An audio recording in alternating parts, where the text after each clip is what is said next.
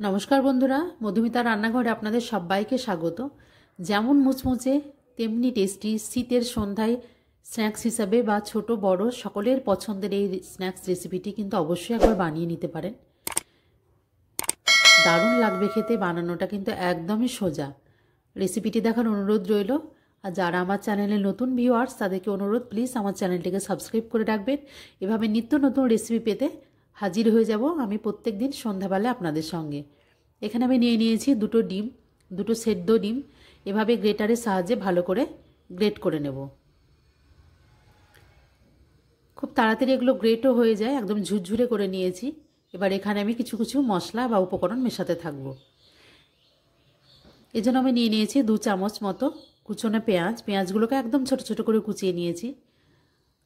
আর একটু ঝাল ঝাল হলে স্ন্যাক্সগুলো কিন্তু খেতে ভালোই লাগে, তার জন্য 2 চামচ মতো কাঁচা লঙ্কা একদম ছোট ছোট করে কুচিয়ে নিয়েছি। এখানে লাগবে কিছু মশলা, নিয়ে নিয়েছি ধনে গুঁড়ো, একটু গোলমরিচ গুঁড়ো, গরম মশলা গুঁড়ো এবং এটা কাশ্মীরি রেড চিলি পাউডার। আর এখানে বাইন্ডিংয়ের জন্য আমি একটু দিয়ে দেবো কর্নফ্লাওয়ার। না থাকলে চালের গুঁড়ো বা ময়দা দিয়েও কিন্তু করে নিতে পারেন। খুব ভালোভাবে, আর প্রয়োজন মতো দিয়ে দেব নুন। হাত দিয়ে খুব ভালোভাবে এগুলোকে এবার মাখিয়ে নেব। এছাড়াও আমার লাগবে আরও একটু হলুদ, এটা একটু কালারের জন্য এখানে আমি একটু হলুদ মিশিয়ে দিলাম। এটা খুব ভালোভাবে মিশিয়ে নিয়েছি। এদিকে আমি আরও একটা ব্যাটার তৈরি করে নেব। এখানে নিয়ে নিয়েছি পরিমাণ মতো একটু নুন আর একটা ডিম দিয়ে কিন্তু রেসিপিটি তৈরি হয়ে যাবে। ডিমটাকে খুব ভালোভাবে গুলিয়ে নিয়েছি। আর এখানে আমার লাগবে কিছু ব্রেড ক্রাম্বস। এবার এগুলোকে ভালোভাবে এভাবে হাত দিয়ে একটু পাকিয়ে নেব। আপনারা কিন্তু ছোট বড় যেমন সাইজ দরকার করে নিতে পারেন, বা একটু লম্বাভাবে কাটলেটের মতোও কিন্তু করে নিতে পারেন।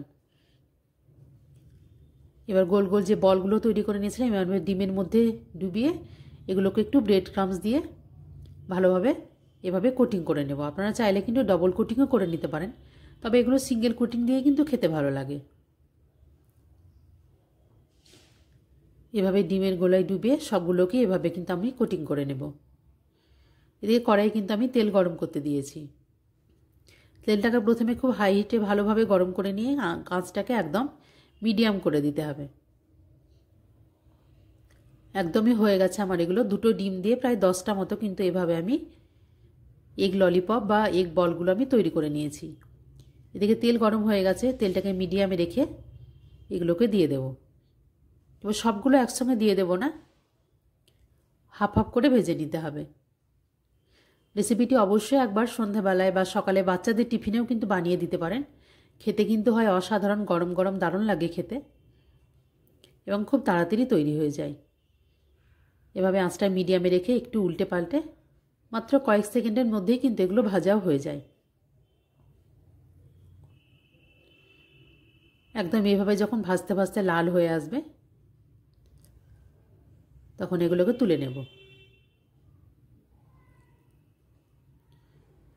আরও কিছু আমার আছে, এগুলোও কিন্তু ভেজে নেব।